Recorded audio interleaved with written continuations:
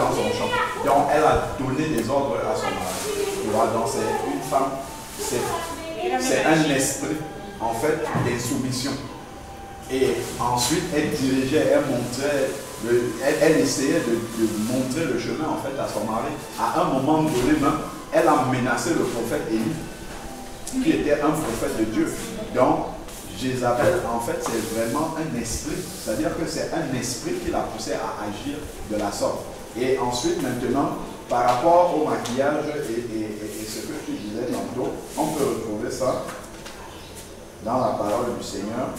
Alors, je vais te donner le passage.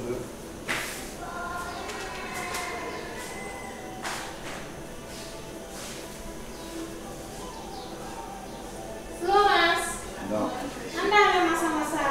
Si tu prends 2 Rois, chapitre 9, verset 30. 2 Rois, chapitre 9, verset 30. 2 Rois 9, verset 30.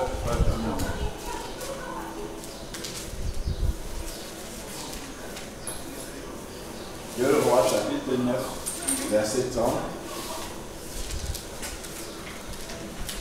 Il est écrit, Jéhu entra dans Jezréel.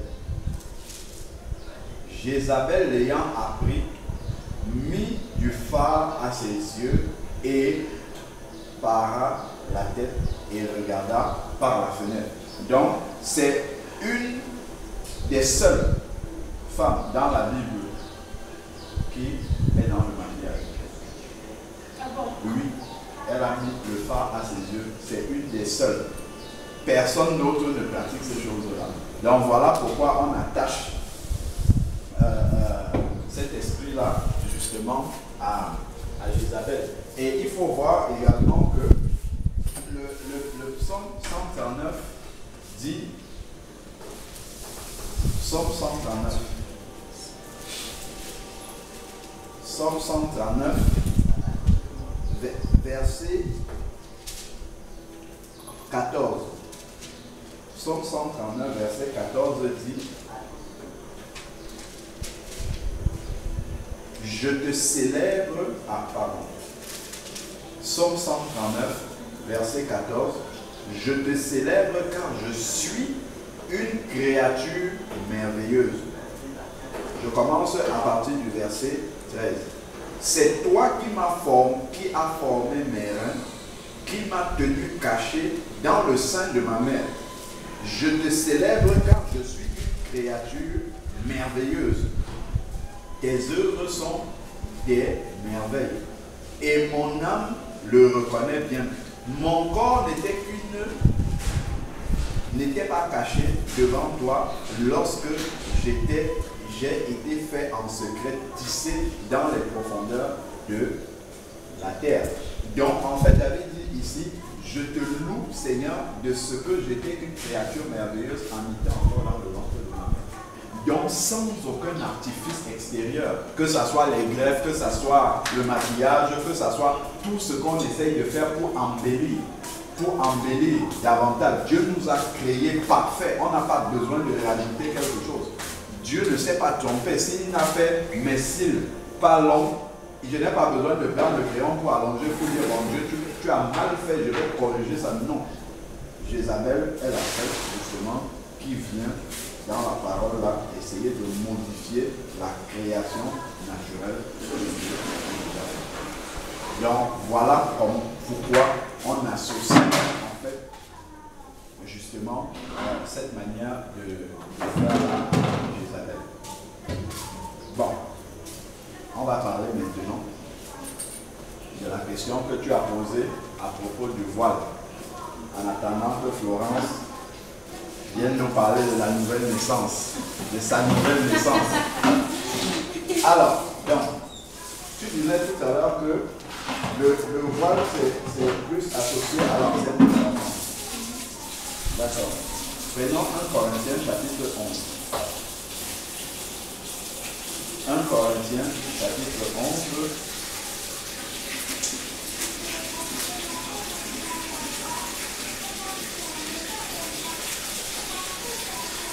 Corinthiens, chapitre 11.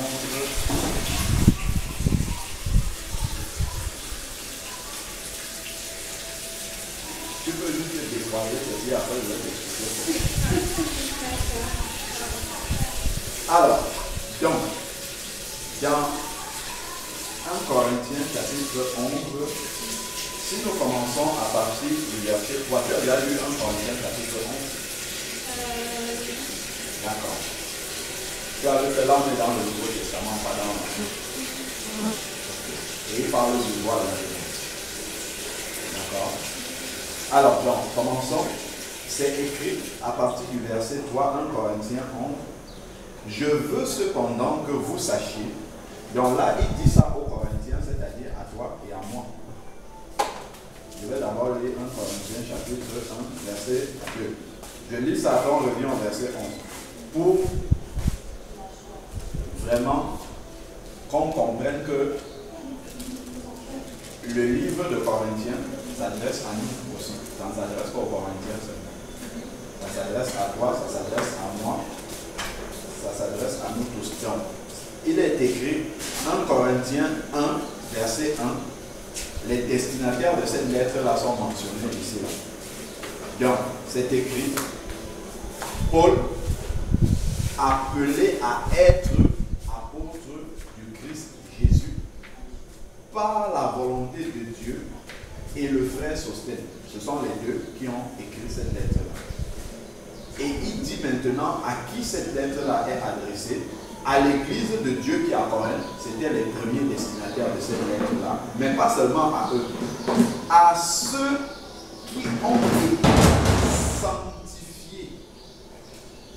Nous tous qui sommes nés de nouveau, nous avons été sanctifiés. Sanctifiés, ça veut dire mis à part pour Dieu. Donc ça s'adresse à nous aussi. Et continuons plus loin, il dit, nous avons été sanctifiés en Jésus-Christ, appelés à être saints. Toi et moi, nous sommes appelés à être saints. Et il dit à tous ceux qui, en quelques lieux, pas seulement à Jérusalem, pas seulement à Corinthe, mais même ici à Dakar, c'est la même chose. En tout lieu, ceux qui invoquent le nom de notre Seigneur Jésus-Christ, leur Seigneur est le nôtre. Donc, toute l'épître de Paul là, aux Corinthiens s'adresse à tous ceux qui invoquent le nom de notre Seigneur Jésus-Christ, leur Seigneur et le nôtre. Donc ça s'adresse à nous. Donc c'est la première chose. Retournons dans 1 Corinthiens chapitre 11. Donc il est écrit ici, je veux cependant que vous sachiez, nous sommes au verset 3, que Christ est le chef de tout homme. L'homme est le chef de la femme.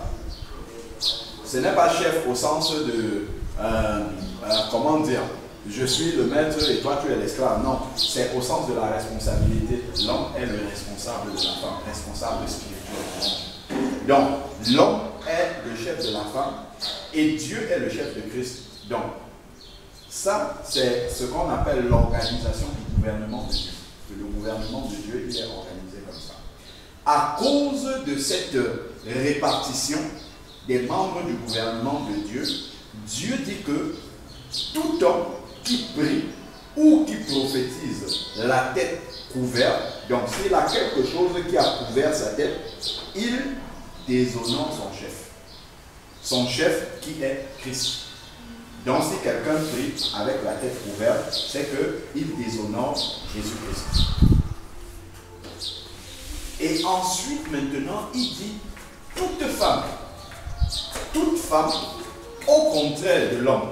Donc, toute femme au contraire qui prie ou qui prophétise la tête non voilée déshonore son chef. C'est ce qui est écrit là. Ça s'adresse également à nous. Toute femme qui prie la tête non voilée, non couverte, déshonore son chef.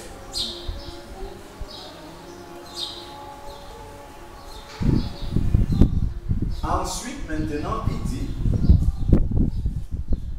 c'est comme si elle était rasée. Donc, si sa tête n'est pas couverte, c'est comme si elle n'avait rien sur la tête. C'est comme si elle était rasée pour Dieu. Ensuite, maintenant, il dit, car si une femme n'est pas voilée, donc n'est pas couverte, qu'elle se coupe aussi les cheveux. Or, s'il est honteux pour une femme d'avoir les cheveux coupés ou d'être rasée, qu'elle se voile. Donc, voilà l'ordre que Dieu donne à la femme en ce qui concerne la présentation. Parce que quand une femme prie ou prophétise, elle se présente devant Dieu. Et c'est important en fait de comprendre que le culte des enfants de Dieu n'est pas charnel. C'est un culte qui est spirituel. Donc, quand nous entrons dans la prière, l'adoration, la méditation de la parole de Dieu, en fait, nous prenons notre position dans les lieux célestes. Nous sommes devant le trône de Dieu. Et devant le trône de Dieu, le gouvernement de Dieu, homme, femme, Jésus-Christ, doivent se présenter selon les règles que Dieu a établies. Donc voilà pourquoi, en fait, la femme doit être différente de l'homme lorsqu'elle est dans la présence de Dieu. Elle doit se couvrir. Allons maintenant plus loin. Pourquoi c'est comme ça?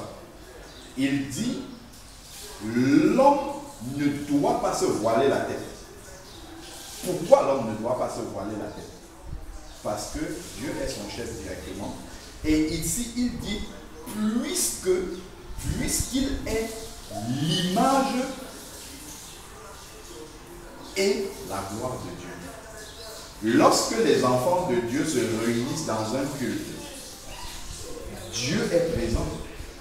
Donc, on ne doit pas cacher l'image de Dieu qui est présente. Ensuite, la gloire de Dieu doit être visible.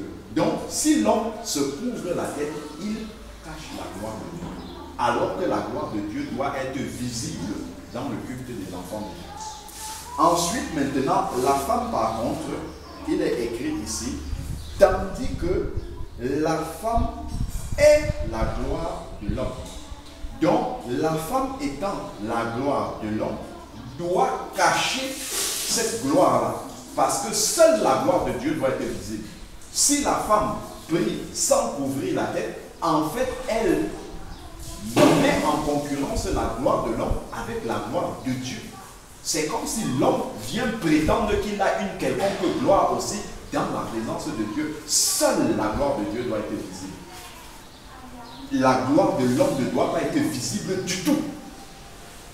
Voilà pourquoi la femme, comme elle est la gloire de l'homme, elle doit cacher cette gloire-là. Et l'homme, au contraire, doit laisser voir la gloire de Dieu pour que justement, seule la gloire de Dieu soit visible dans le culte des enfants de Dieu.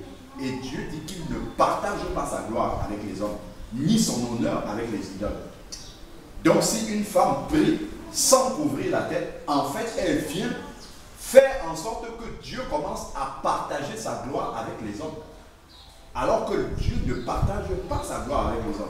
Sa gloire seule doit être visible dans le culte des enfants de Dieu.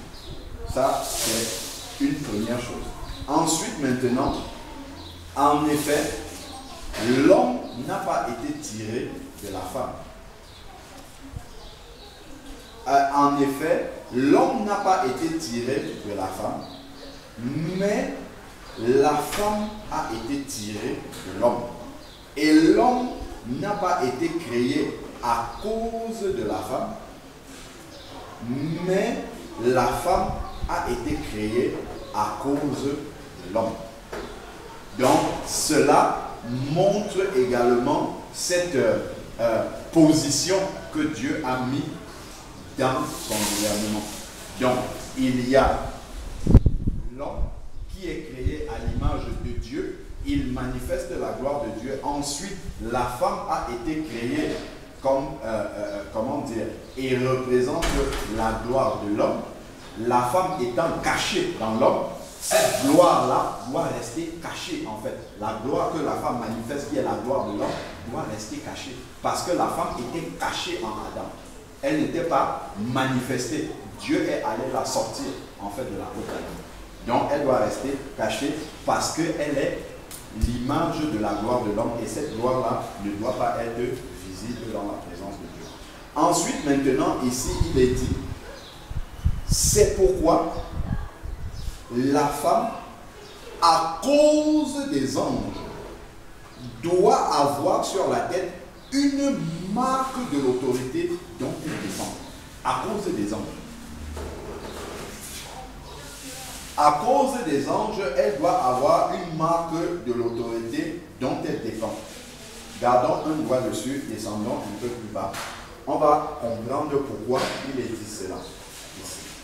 Il est dit à partir du verset 14, la nature elle-même ne vous enseigne-t-elle pas que c'est une honte pour l'homme de porter de longs cheveux, mais que c'est une gloire pour la femme d'en porter.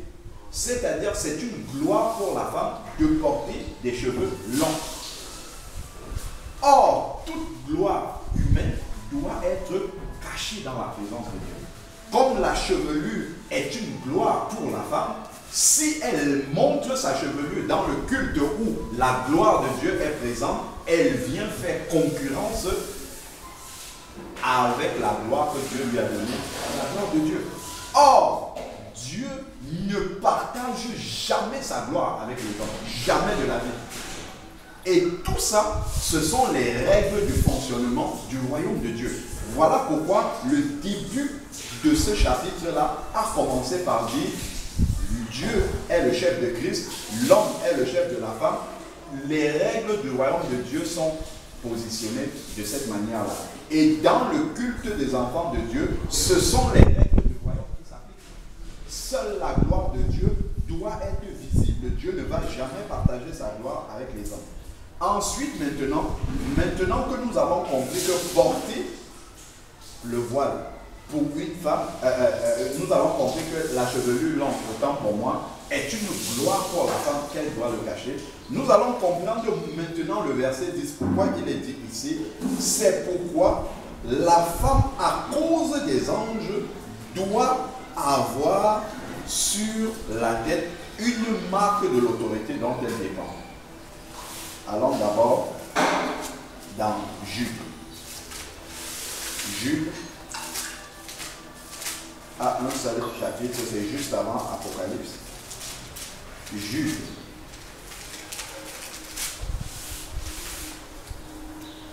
Si nous prenons Jude,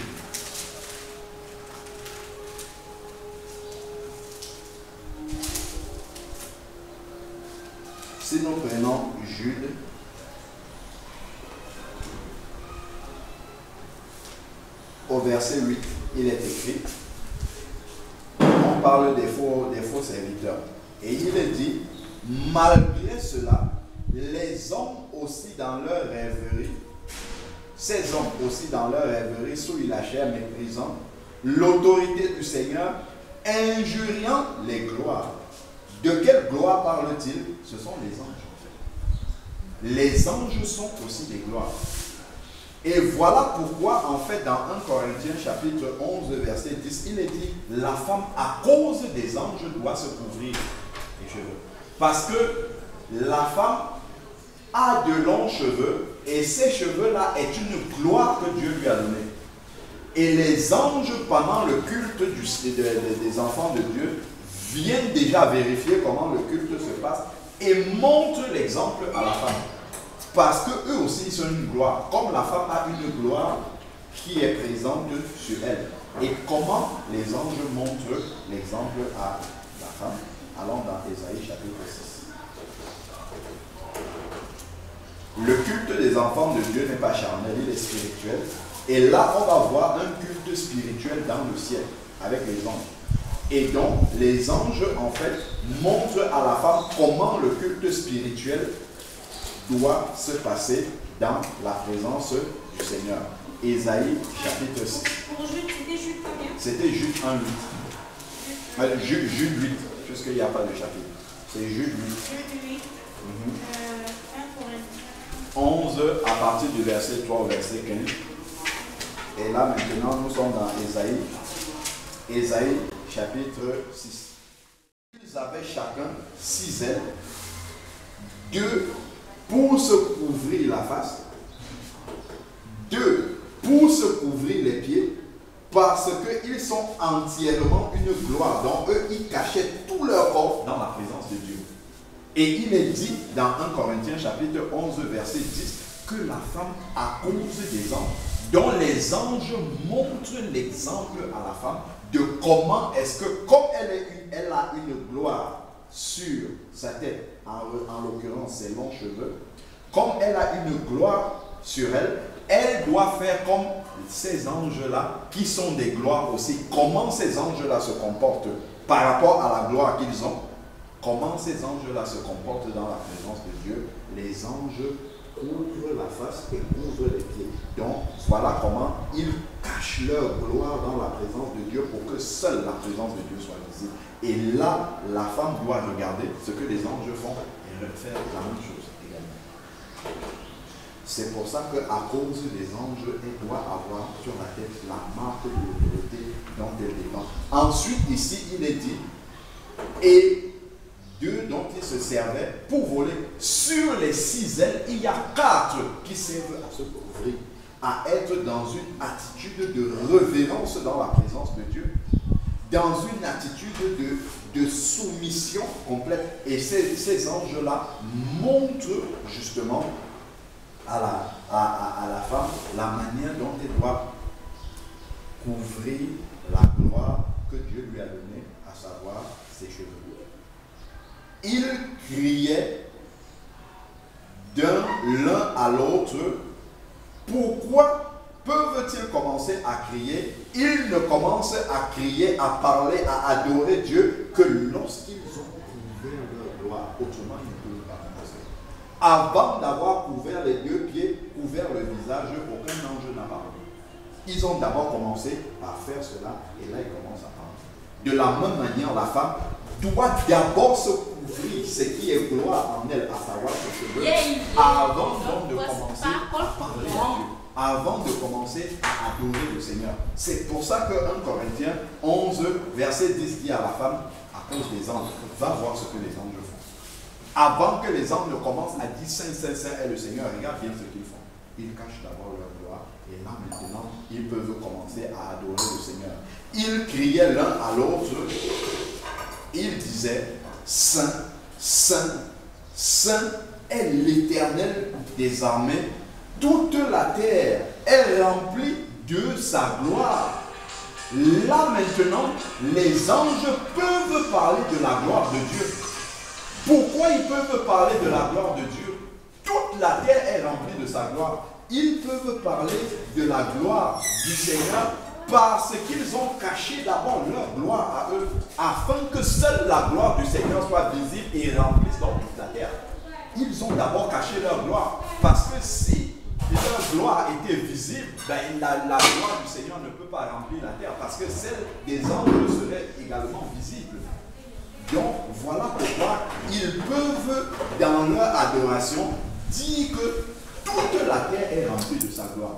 Toute la terre complètement. Nous allons dire, toute la terre est remplie de la gloire de Dieu, alors que la gloire que Dieu t'a donnée, en l'occurrence tes longs cheveux, tu la manifestes aussi, tu la montres aussi dans la présence de Dieu. Ça veut dire qu'il n'y a pas que la gloire de Dieu qui est remplie sur toute la terre, il y a la tienne aussi. Les anges, eux, ils ont d'abord caché cette gloire-là, et là maintenant, ils peuvent dire, toute la terre est remplie de sa gloire. Les sous-bassements, les seuils frémissent à la voix de celui qui criait. Les sous-bassements des seuils frémissent à la voix de celui qui criait et la maison se remplit de fumée. On voit, la maison se remplit de fumée, c'est une expression de la gloire de Dieu.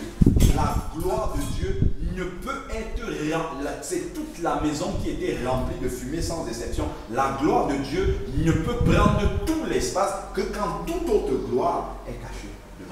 S'il y a une autre gloire qui est visible, la gloire de Dieu ne peut pas prendre toute la maison. On a dit toute la maison était remplie de fumée sans exception. Ce n'était pas une partie, une portion de la maison. parce que la gloire de Dieu n'était mise en concurrence avec aucune autre gloire. Les anges avaient caché leur gloire. C'est l'enseignement en fait que les anges qui sont aussi une gloire montrent justement à la femme la manière dont elle doit se présenter dans la présence de Dieu lorsqu'elle rend un culte. Donc c'est vraiment un enseignement spirituel. La question du voile n'est pas un enseignement charnel.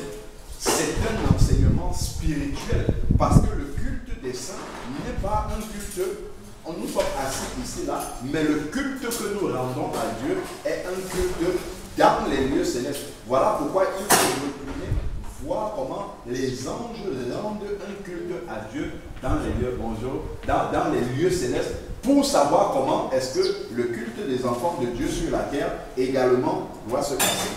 Voici maintenant la suite du verset 15 qui dérange beaucoup de personnes. C'est écrit ici, mais c'est une gloire pour la femme d'emporter des cheveux longs. En effet, la chevelure lui a été donnée en guise de voile. Ça, c'est une tradition.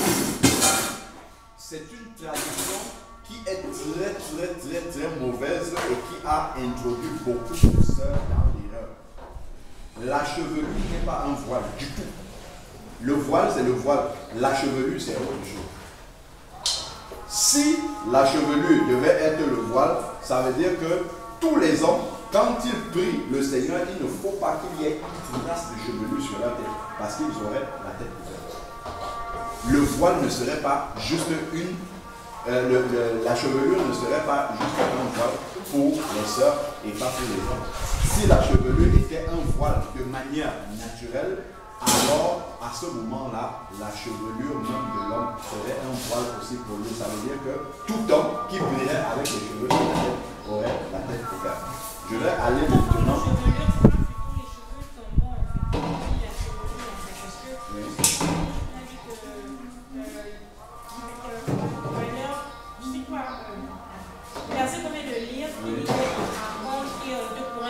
D'avoir les cheveux longs. Oui. Et on considère comme chevelure de la les cheveux la chevelure, c'est la chevelure. Si j'ai des cheveux, qu'ils soient courts, qu'ils soient... oui, il y a cheveux. Voilà. Il Oui. y a cheveux, c'est et chevelure, c'est long. Oui. Les termes là, on fait chevelure et cheveux. C'est moi. C'est long, les cheveux, c'est D'accord, ok. Gardons un doigt dessus, on va revenir là. Allons voir maintenant dans Genèse chapitre 24. Genèse chapitre, nous savons que l'ancienne alliance là nous montre toujours l'ombre des choses à venir plus tard.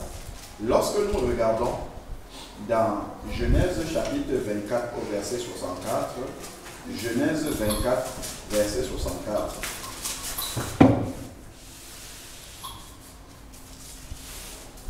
Genèse chapitre 24 verset 64. Il y a quelque chose qui s'est passé ici. Si je prends à partir du verset 62. Donc le contexte c'est que le serviteur d'Abraham est allé chercher une femme pour Isaac, le fils d'Abraham. Et il l'a ramené. Verset 62. Cependant, Isaac était revenu du puits de la Haïroï. Il habitait dans le pays du Néguev. Un soir qu'Isaac était sorti pour méditer dans la campagne, il leva les yeux et vit des chameaux qui arrivaient. Rebecca leva aussi les yeux et vit Isaac, sauta à bas du chameau et dit au serviteur, qui est cet homme dans la campagne qui vient à nous te rencontrer? Le serviteur répondit, c'est mon Seigneur. Alors elle prit son voile et se levait. Le serviteur raconta à Isaac tout ce qu'il avait fait. En fait, ici, il y a des mots qui sont importants. C'est-à-dire que lorsque elle a vu Isaac arriver, elle demande c'est qui ça? Et ce n'est pas par hasard que c'est dit ici, c'est mon Seigneur, c'est petit, ce n'est pas Dieu. Mais en fait, le Seigneur dit dans Éphésiens chapitre 5, verset 22 suivant là, la femme doit être soumise à son mari comme au Seigneur. Donc quand elle a vu son mari, c'est la même chose que lorsque la femme entre dans la présence de Dieu. C'est pour ça qu'on a dit c'est mon Seigneur en fait. Donc elle a agi comme une femme qui entre dans la présence de Dieu, qui rencontre le Seigneur. Quand elle vient dans la présence de Dieu pour prier, ainsi de suite, elle a ouvert directement. Parce qu'on lui a dit, c'est un peu comme si on lui a dit, Dieu est présent. Là maintenant, la présence de Dieu est là. Là maintenant, tu entres dans la présence de Dieu. Et là, qu'est-ce qu'elle a fait? Comment elle a réagi? Allons maintenant dans Cantique des Cantiques. Cantique des Cantiques, c'est après les Proverbes. Il y a les psaumes, il y a les Proverbes, il y a Ecclésiaste, je crois, et après on va voir Cantique des Cantiques. Si nous prenons Cantique des Cantiques, chapitre 4, nous savons que Cantique des Cantiques est une image de la relation de Christ avec l'Église. C'est une image de l'amour entre Christ et son Église. Et dans l'expression de cet amour-là, il est dit ici que tu es belle. Je lis Cantique des Cantiques, chapitre 4, à partir du verset 1. Donc, il est dit ici que tu es belle, ma compagne, que tu es belle. C'est Jésus qui dit ça à son Église. Donc, ensuite maintenant, il dit, tes yeux sont des colombes, tes yeux sont des colombes derrière ton voile. Ça, c'est le mari qui parle à l'épouse. Donc, dans la présence de l'époux, la femme doit être derrière son voile. Elle doit avoir un voile. Donc, dans la présence de Christ, la femme doit avoir un voile automatiquement. C'est derrière le voile. Dans la chevelure, ne peut pas être un voile à la fois. Et ensuite, regarde la suite du verset. Derrière ton voile, ta chevelure est comme un troupeau de chair. Donc, il fait la différence entre le voile. Quand c'est voile, il dit voile vraiment. Et quand c'est chevelure, il parle de chevelure. Donc, la chevelure n'est pas un voile. C'est la chevelure est la chevelure, le voile est le voile. Et lorsque tu vas maintenant regarder, si tu veux aller plus profondément dans 1 Corinthiens chapitre 7, si tu regardes la traduction du mot voile, puisque c'est écrit en grec, si le texte original est en grec, si tu regardes dans le texte grec d'origine, le mot voile, dans tout le chapitre là, quand on dit la femme doit se couvrir, c'est un mot qui est différent de celui qui est dans le verset 15. Dans le verset 15, en fait, la vraie traduction du verset 15, c'est que c'est une... C'est ça le vrai mot, c'est pas comme voile. Voile, c'est ça qui crée la confusion, mais la chevelure lui a été donnée comme ornement, comme embellissement. Et comme c'est quelque chose de beau, d'embelli, c'est une gloire en fait. Et il faut justement cacher cette gloire-là dans la présence de Dieu afin que seule la gloire du Seigneur nous demeure ici. Amen.